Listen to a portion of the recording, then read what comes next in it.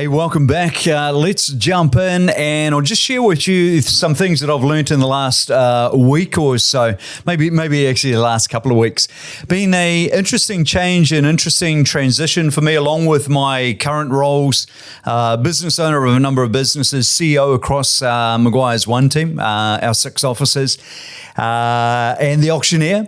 I've decided that I had capacity, so I've also jumped back in selling. So I've got a great selling partner, Anya. We are in there listing and selling houses. And for my team, there's a great learning in there because I'm back on the tools as such. So I get to see all the bits and pieces of the business from the inside, looking out. I look at the processes people are using, and it's been quite an eye-opener. And I think now what I'm learning is it's all about what you don't do, what you strip out of your business. Real estate agents, you just haven't got time. All the nonsense we have to go through, the garbage that's loaded on us, in particular from the government, imagining that all the owners you're dealing with have stolen the money or they're some drug cartel. It's ridiculous. That's one side. We're loaded up on that. Now, I'm consumer facing. I'm cool with that. But some of it is just absolutely over the top. Agents know what I'm talking about. You are bound to your desk for so long every day, it is absolute nuts. So guys, what you've got to do is strip out a lot of that rubbish, still being legally compliant, but actually putting some common sense in. We're going to get to a point in the future, we're going to look back and go, mate, we're dumb doing that. That was just an absolute nonsense. And I've seen it come and go in the past. Guys, you'll all think back to the days when meth testing was the big deal and we were worried about the meth on the wallpaper in every single house. Well, where's that gone? You know, and that was everything at that stage. We were worried. It became the big deal. We're getting too much of this garbage pushed down our throat. And that's just one example. Next one that came up after that was health and safety hazards. We suddenly had people having to sign a form just to walk into somebody's house because it has a swimming pool out the back, and there was already a family lives in it, and now it was a health and safety hazard. Now, I agree, some of that is necessary, and I know a lot of compliance people are going to be looking at me now, but I tell you what, stick it up your, you know where, because you've gone too far. So our job now is to streamline and cut back and have another really critical look at what is critical, what is important, what is actually delivering to the consumer, not padding it out with this nonsense. So here's one thing. With me now selling, along with Anya, and selling in a team, I'm sitting down with more vendors than I've done for quite a while. I'm normally sitting at the other end on a reserve set. Now I'm sitting in the lounge listing houses. And I'll tell you what, I'm actually loving it. I am having a ball. And it's not about, when I sit down with somebody to list their house, find out what's going on, it's not about selling the house as such. It's about what's happening next. That is what they're aiming for, and that's what I've got to help them achieve. Can we, through this transaction, through this sale, through freeing up this property, this capital, can we allow you to do what's in front? So when I'm sitting with a vendor, what I'm really interested in is, because normally we sit in gorgeous homes, I go, why would you leave? What I'm really interested in is what's next and how do I help you get there? How do I help you achieve that? How do I help you get out of this one now into the rest home? A lot of our guys around here are going to retirement villages, rest homes, whatever you want to call it. And they're pretty glorious places, and they're heading in that direction. How do I make it easy to get out of here and get into that? How do I help you mentally with the transition from going from a house full of furniture into a smaller unit or into a flat or an apartment in the retirement village? How do I give you confidence with that? How do we do this in a timely fashion so you capture the deal that that place has sitting in front of you? Or is it getting to Mount Maunganui? How do I help you get out of the rat race and get down to the Mount? And how do we do it so timings work out? Or it might even be you're staying in Auckland. How do we get you out of 2 stories or 3 stories and get you down to single level so that in the next few years, you're not worried about knees, hips, slips, or falls? It's all about that. What is happening next for you and how do I help you achieve that? And then when we have worked that one out, I think it's very easy. You come back and go, well, actually the process of selling is straightforward. There's going to be marketing. All the agents are fairly well the same. And there's going to be a process for selling. In today's market now, we're clearly back into auction market, and I would demonstrate to somebody how we can get the return out of that. So that's the first point just coming up there. If you're sitting in there with your clients and they're telling you, what's our house worth, how do we sell, or what's it like to sell, I think what they're asking is, I've got something in front of me, how do I get there? So discover that and help them with that. Next one is, and this is on the flip side, this is actually at the open homes. So at open homes, I'm dealing with buyers. They get a shock when they come through. They look at this guy like this, and sometimes they don't even know if I'm the agent. So, but that's just part of my gig. But here with buyers, and I've always been this with buyers on auction, I will not give them price feedback. I need to know their price feedback. And for 20 years, I've watched agents struggle with that. And maybe it is a hard thing to achieve. And on my next point, I might give you some ideas around that. But it does seem to be a hard thing to achieve. So my agents normally blurt out a price. That's a lie. It's either too low or too high, or it's generic. So more dishonest than honest, to be honest, in there. So here's what I said to a buyer on Saturday morning, first open running up on the weekend. And he comes in and he asks, hey, what's the buyer feedback, or what's the feedback on this property? And here's what I said to him, and I'll tell you what he said to me. I just went, there's no feedback. I won't give you any feedback. But if you're interested, Bob, I'll ask you at what level you're interested. And the only person I'm going to tell that to is the owner. I'm going to say to the owner, if you want to sell to Bob, you need to be at this sort of level.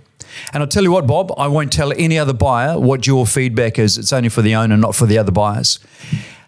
So there you go, different dialogue. Just think about that dialogue, guys. Here's Bob's answer. I like that.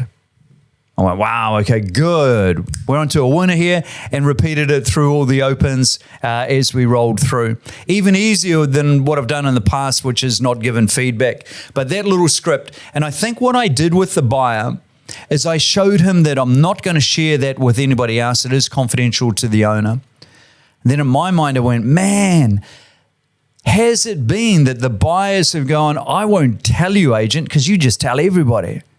So if I clarify, Bob, if you're interested, I'm going to ask at what level you're interested. Only person I'm going to tell is the vendor. I'm going to say, if you want to sell to Bob, you need to be at this sort of level, and then Bob will engage. Bob, I'm not going to tell that to any other buyer. They won't know your feedback. You won't know theirs. So there you go, guys. That's a little change out. So try that. So we've done vendor. We've done buyer in there.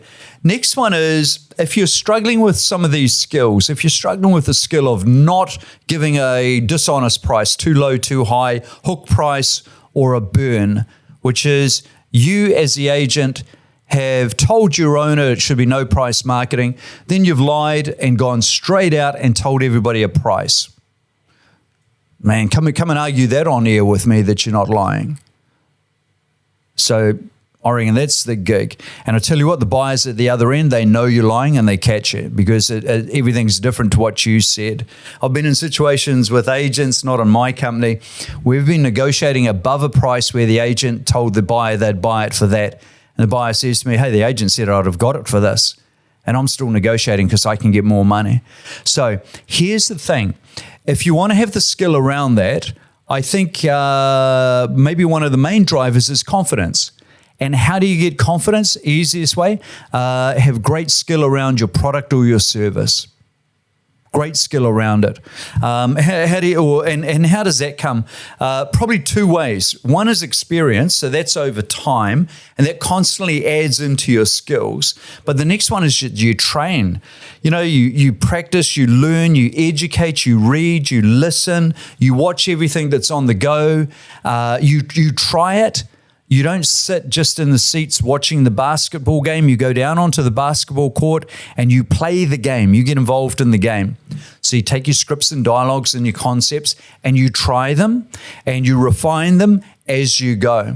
So if you do that, then your skill level will increase and your confidence will go up. And with experience, it just keeps getting better and better as we go. Now, if you're lazy, reality is, And you might be. Most people are lazy, I think. If you're lazy, it's going to take you a long time. That's just the upside of it, I guess. The downside is if you're lazy and dumb, you ain't going to get it. It's never going to happen. And you're going to struggle with this stuff for the rest of your career. But that's your choice. It's your choice, because if you go back one step and you skill and train and rehearse and practice and practice and practice, you'll get past it. Somebody dumb as a brick could do really well in real estate by stripping out all the nonsense and sticking with what's tested and tried and true and works, and focusing on the client and delivering what they need so that you get them to whatever's next. It's not this step or the house that you see that's important. It's what's in front. And with a buyer, being honest with them and saying, hey, yeah, the vendor needs to know where you're at. They need to set a reserve. And if you give me no feedback, I'll give them no feedback, and they can set the number wherever they like. But I will not take your information and pass it immediately to another buyer. So practice those, guys. I promise you now, not only will it be easier than you think, but it'll be more fun than you think. Like, I could not be having any more fun. And we've got beautiful listings that have come on. One came on last week, one came on yesterday. That's gorgeous. Then we've got another big one stacked up. That's getting painted right now. And then we've got 2 more stacked up in front of that. So it's going to be a busy run through to Christmas. I'm loving listing and selling houses. Last thing I'm going to give for you, and I hope my team's picking up all of this as we go, is streamline. Guys, streamline everything. I'm just streamlining and refining more and more of what I do. The more you streamline, the easier it gets, I think. And I've got a couple of points in here for you. Clothing, streamlining your clothing. I've still got drawers of clothes that I don't actually touch, and that just creates noise.